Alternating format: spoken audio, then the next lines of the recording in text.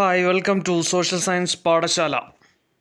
CBSE 10ാം class history text ബുക്കിലെ nationalism in India എന്ന ചാപ്റ്ററാണ് നമ്മൾ ഡിസ്കസ് ചെയ്തുകൊണ്ടിരിക്കുന്നത്. 2 വീഡിയോകൾ ഈ ചാപ്റ്ററുമായി ബന്ധപ്പെട്ട് ചെയ്തു കഴിഞ്ഞു. അതും കൂടി കണ്ടതിന് ശേഷം ഈ വീഡിയോ കാണുകയാണെങ്കിൽ നിങ്ങൾക്കൊരു കണ്ടിന്യൂവേഷൻ ലഭിക്കുന്നതായിരിക്കും. എല്ലാ സുഹൃത്തുക്കൾക്കും ക്ലാസ്സിലേക്ക് സ്വാഗതം. Welcome to the class. കഴിഞ്ഞ വീഡിയോയിൽ നോൺ കോപ്പറേഷൻ മൂവ്മെൻറ്റിനെ കുറിച്ച് പഠിച്ചത് കൂട്ടുകാർ ഓർക്കുന്നുണ്ടാവുമല്ലോ. എന്തുകൊണ്ടാണ് ഈ നോൺ കോപ്പറേഷൻ മൂവ്മെൻറ്റ് ഗാന്ധിജിക്ക് നിർത്തേണ്ടി വന്നത്? അതെ, ചൗരി ചൗര സംഭവത്തെ തുടർന്ന് 1922 ഫെബ്രുവരിയിൽ ചൗരി ചൗര എന്ന് പറയുന്ന സ്ഥലത്തെ പോലീസ് സ്റ്റേഷൻ ജനക്കൂട്ടം ആക്രമിക്കുകയും ഒട്ടനവധി പോലീസുകാർ വധിക്കപ്പെടുകയും ചെയ്തു. ഈ ഇൻസിഡൻറ്റോട് കൂടിയാണ് നോൺ കോപ്പറേഷൻ മൂവ്മെൻറ്റ് നിർത്താൻ ഗാന്ധിജി തീരുമാനിച്ചത്. അഹിംസയുടെ നോൺ വയലൻസിൻ്റെയൊക്കെ വക്താവായിരുന്നു ഗാന്ധിജി. അദ്ദേഹത്തിൻ്റെ അഭിപ്രായത്തിൽ നമ്മൾ ആരെയും എന്ത് ചെയ്യാൻ പാടില്ല, ഉപദ്രവിക്കാൻ പാടില്ല. ഉപദ്രവിച്ചുകൊണ്ട് നടത്തുന്നത് സത്യാഗ്രഹമല്ല എന്നാണ് ഗാന്ധിജി പറയുക. ഈ ചൗരി ചൗര ഇൻസിഡൻറ്റോട് കൂടി Gandhiji felt that satyagrahis needed more training on ahimsa. സത്യാഗ്രഹികൾക്ക് കുറച്ചുകൂടി ട്രെയിനിങ് കൊടുക്കണമെന്ന് ഗാന്ധിജി എന്ത് ചെയ്തു, ആഗ്രഹിച്ചു. അപ്പോൾ അങ്ങനെ ഗാന്ധിജി 1922 ഈ സത്യാഗ്രഹം നിർത്തുവാണ്. നമ്മൾ ഈ കഥയുടെ തുടക്കത്തിൽ 1919 1919 എന്ന് പറയുന്ന ഒരു വർഷം കണ്ടില്ലേ? എന്തിനായിരുന്നു നമ്മൾ അത് അപ്പോൾ കണ്ടത്? Rowlatt act. ഈ റൗലറ്റ് ആക്ടിനെ തുടർന്നാണ് ബാക്കി കാര്യങ്ങളൊക്കെ നമ്മൾ പറഞ്ഞു വന്നത്. ഈ വർഷം നമുക്ക് ഒന്നും കൂടി നോക്കാം. ഈ 1919 1919 എന്ന് പറയുന്ന വർഷത്തിൽ ഗവൺമെൻറ് ഓഫ് ഇന്ത്യ ആക്ട് എന്ന് പറയുന്ന ഒരു നിയമം പാസ്സാക്കപ്പെട്ടിരുന്നു. Government of India act. ഈ ആക്ട് അനുസരിച്ച് ബ്രിട്ടീഷുകാർ ഇന്ത്യയിൽ കുറച്ചൊക്കെ ജനാധിപത്യം, ഡെമോക്രസിയൊക്കെ അനുവദിക്കാനായിട്ട് തയ്യാറായി. അതിനുവേണ്ടി അവർ ഒരു പ്രൊവിൻഷ്യൽ കൗൺസിൽസ് എന്ന് പറയുന്ന ഒരു സംവിധാനം, നമ്മൾ ഇന്നത്തെ പാർലമെൻറ്റ് പോലെ, നിയമസഭ പോലെ, ലെജിസ്ലേറ്റീവ് പോലെയൊക്കെ പ്രൊവിൻഷ്യൽ കൗൺസിൽ എന്ന് പറയുന്ന സംവിധാനം സെറ്റപ്പ് ചെയ്യാനായിട്ട് തീരുമാനിച്ചിട്ടുണ്ടായിരുന്നു. നമ്മൾ നോൺ കോപ്പറേഷൻ മൂവ്മെൻറ്റിൻ്റെ ഭാഗമായിട്ട് ഈ പ്രൊവിൻഷ്യൽ കൗൺസിലൊക്കെ ബോയ്ക്കോട്ട് ചെയ്യാൻ തീരുമാനിച്ചിരുന്നു. എന്നാൽ കോൺഗ്രസിൻ്റെ അകത്ത് ചില നേതാക്കന്മാർ, അവരുടെ 2 പേരുടെ പേര് CR ദാസ്, മോട്ടിലാൽ നെഹ്റു. ഈ രണ്ടാമത് പറഞ്ഞ ആളുമായിട്ട് ബന്ധപ്പെട്ട ഒരു പേര് നമ്മൾ കേട്ടിട്ടില്ലേ? നെഹ്റു. നമ്മളെവിടെ കേട്ടിട്ടില്ലേ? നമ്മൾ കേട്ടിട്ടുള്ളത് ജവഹർലാൽ നെഹ്റു ആണ്. അത് ഈ മോട്ടിലാൽ നെഹ്റുവിൻ്റെ മകനാണ്.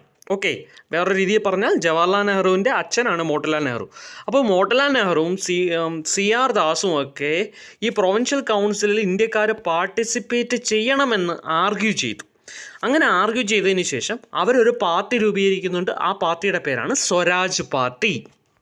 രാഷ്ട്രീയപരമായി ഈ സംഭവങ്ങളൊക്കെ നടക്കുമ്പോൾ ഇന്ത്യൻ ജനങ്ങൾ സാമ്പത്തികമായി വളരെയധികം ബുദ്ധിമുട്ടുമായിരുന്നു.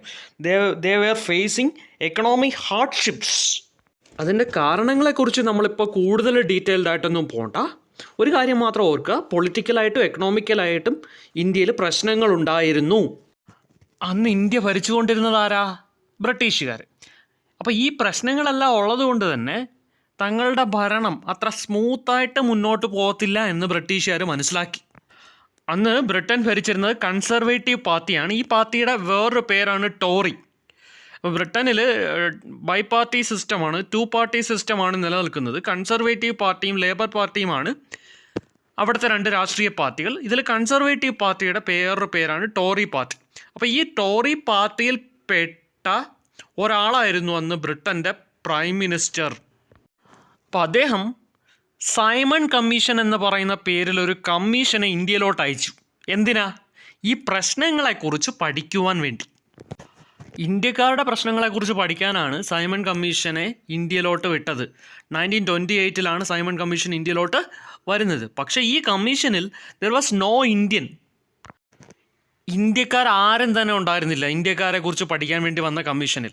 അപ്പോൾ അതുകൊണ്ട് തന്നെ സൈമൺ ഗോ ബാക്ക് എന്ന് പറയുന്ന മുദ്രാവാക്യം ഉയർത്തി ഇന്ത്യക്കാർ ഇതിനെ എതിർത്തു. അപ്പോൾ ബ്രിട്ടീഷ് ഗവൺമെൻറ് ഇന്ത്യക്കാരെ സോപ്പിടാൻ വേണ്ടി നടത്തിയ ഒരു വാഗ്ദാനത്തിലും ഇന്ത്യൻ നാഷണൽ കോൺഗ്രസ് വീണില്ല. അവർ കുറച്ചുകൂടി അഗ്രസീവായിട്ട്, കുറച്ചുകൂടി അസർട്ടീവായിട്ട് മുന്നോട്ട് പോകാൻ തീരുമാനിക്കുകയാണ് ചെയ്തത്. അതിൻ്റെ ഭാഗമായിട്ട് 1929 ലാഹോർ സെഷനിൽ വെച്ച് ഇവരൊരു തീരുമാനമെടുത്തു. ഇന്ത്യക്ക് പൂർണ്ണ സ്വരാജ്യം, ഫുൾ ഇൻഡിപെൻഡൻസുമാണ് വേണ്ടത്, അല്ലാതെ ഇവരുടെ സോപ്പിടലൊന്നുമല്ല. വി നീഡഡ് പൂർണ്ണ സ്വരാജ് ആൻഡ് ഫുൾ ഇൻഡിപെൻഡൻസ്. ഇനി ഇവരെടുത്ത ഒരു തീരുമാനം എന്ന് പറയുന്നത് 1930 ജനുവരി 26 ഇന്ത്യയുടെ സ്വാതന്ത്ര്യ ദിനമായിട്ട്, ഇൻഡിപെൻഡൻസ് ഡേ ആയിട്ട് ഇവർ ഒബ്സർവ് ചെയ്യും. 1930 ജനുവരി 26. ഈ ജനുവരി 26 എവിടെയെങ്കിലും കേട്ടിട്ടുണ്ടോ? അത് സ്വതന്ത്ര ഇന്ത്യയുടെ റിപ്പബ്ലിക് ഡേ ആണ് അല്ലേ? ഈ ജനുവരി 26 റിപ്പബ്ലിക് ഡേ സെറ്റ് ചെയ്യാനുള്ളൊരു കാര്യം ഇതാണ്. 1930 ജനുവരി 26 ഇന്ത്യയുടെ സ്വാതന്ത്ര്യ ദിനമായിട്ട് കോൺഗ്രസ് ആചരിച്ചിരുന്നു. പക്ഷേ 1930 ജനുവരി 26 സ്വാതന്ത്ര്യ ദിനാചരണം it was not so much successful. Not all people accepted it. The celebrations attracted very little attention. അപ്പോൾ ഗാന്ധിജി ചിന്തിച്ചു, ഈ ഫ്രീഡം എന്ന് പറയുന്ന ഐഡിയ ജനങ്ങളിൽ ഒരു ഇമ്പാക്റ്റ് ഉണ്ടാക്കുന്നില്ല സത്യത്തിൽ. കാരണം അവരുടെ ലൈഫുമായിട്ട് ഫ്രീഡം എന്ന് പറയുന്ന ഐഡിയയെ കണക്റ്റ് ചെയ്താൽ മാത്രമേ അത് അവരിലൊരു ഇമ്പാക്റ്റ് ഉണ്ടാക്കൂ എന്ന് ഗാന്ധിജി വിശ്വസിച്ചു. So Mahatma Gandhi had to find a way to relate this abstract idea of freedom to more concrete issues of everyday life. അങ്ങനെ ഒരു ഇഷ്യൂ മഹാത്മാഗാന്ധി കണ്ടുപിടിക്കുന്നു. അതിനെക്കുറിച്ചാണ് നമ്മൾ ഇനി സംസാരിക്കാൻ പോകുന്നത്. ആ ഇഷ്യൂ എന്ന് പറയുന്നത് ഉപ്പിൻ്റെ മേളിൽ, സോൾട്ടിൻ്റെ മേളിൽ ബ്രിട്ടീഷ് ഗവൺമെൻറ് ഇമ്പോസ് ചെയ്തിരുന്ന ടാക്സ് ആണ്. ഈ സോൾട്ടിൻ്റെ പ്രത്യേകത എന്താ? അതെല്ലാവരും ഉപയോഗിക്കുന്ന ഒരു സാധനമാണ് അല്ലേ? ഹിന്ദു ആയാലും ക്രിസ്ത്യൻ ആയാലും മുസ്ലിം ആയാലും പാവപ്പെട്ടവനായാലും പണക്കാരനായാലും എല്ലാവരും സോൾട്ട് ഉപയോഗിക്കും. ബ്രിട്ടീഷ് ഗവൺമെൻറ് ഈ സോൾട്ടിൻ്റെ മേൽ നികുതി ഉയർത്തിയിരുന്നു. നികുതി ഉയർത്തുമ്പോൾ എന്താ സംഭവിക്കുക? ഒരു സാധനത്തിൽ നികുതി വയ്ക്കുമ്പോൾ എന്താ സംഭവിക്കുക? ആ സാധനത്തിൻ്റെ പ്രൈസ് വിൽ ഇൻക്രീസ്. അപ്പോൾ സോൾട്ടിൻ്റെ വില കൂടി. ഇതെല്ലാവരുടെ ജീവിതത്തെയും ബാധിച്ച ഒരു ഇഷ്യൂ ആണ്. മറ്റൊരു കാര്യം കൂടി ശ്രദ്ധിക്കണം.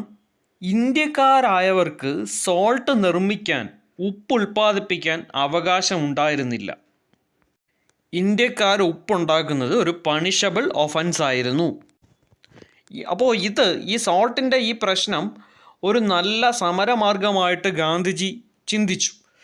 ഈ സോൾട്ട് ഇഷ്യൂവും മറ്റ് കുറച്ച് ആവശ്യങ്ങളും കൂടെയൊക്കെ ഉൾപ്പെടുത്തി ഒരു 11 ആവശ്യങ്ങൾ ഉൾപ്പെടുത്തി ഗാന്ധിജി വൈസ്രോയി ആയിരുന്ന ഇർവിൻ പ്രഭുവിന് ഒരു കത്തയച്ചു. അത് 31 ജനുവരി 1930 ഏപ്രിൽ 11 മറുപടി തന്നില്ലെങ്കിൽ സമരം ആരംഭിക്കുമെന്നും ഗാന്ധിജി പറഞ്ഞിരുന്നു.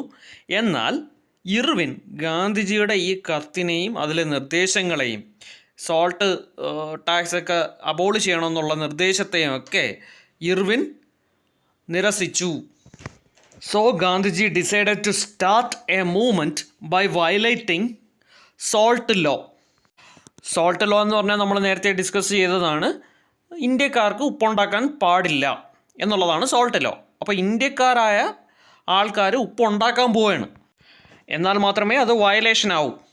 ഇതിനു വേണ്ടി ഒരു 78 വോളണ്ടിയേഴ്സിനോടൊപ്പം ഗാന്ധിജി സബർമതി ആശ്രമത്തിൽ നിന്ന് ദണ്ഡി എന്ന് പറയുന്ന സ്ഥലത്തെ കടപ്പുറം വരെ നടന്നു പോയി. 24 ദിവസത്തെ യാത്രയ്ക്ക് ശേഷം ഏപ്രിൽ 6, 1930 ദണ്ഡി കടപ്പുറത്ത് ചെന്നതിനു ശേഷം he manufactured salt by boiling sea water. അങ്ങനെ സോൾട്ട് ലോ വയലേറ്റ് ചെയ്തു. ഇത് ഇന്ത്യൻ സ്വാതന്ത്ര്യ സമരത്തിൽ ഒരു അടുത്ത മൂവ്മെൻറ്റിൻ്റെ തുടക്കമായിരുന്നു. ആ മൂവ്മെൻറ്റിനെയാണ് സിവിൽ ഡിസൊബീഡിയൻസ് മൂവ്മെൻറ്റ് എന്ന് വിളിക്കുന്നത്. സിവിൽ ഡിസൊബീഡിയൻസ് മൂവ്മെൻറ്റിൻ്റെ കൂടുതൽ ഡീറ്റെയിൽസ് നമ്മൾ അടുത്ത വീഡിയോയിൽ ഡിസ്കസ് ചെയ്യും. ഈ വീഡിയോ എല്ലാവർക്കും ഉപയോഗപ്രദമായി എന്ന് കരുതട്ടെ. എല്ലാവരും സോഷ്യൽ സയൻസ് പാഠശാല കാണുക, സബ്സ്ക്രൈബ് ചെയ്യുക, ഷെയർ ചെയ്യുക. Thank you very much for watching this video.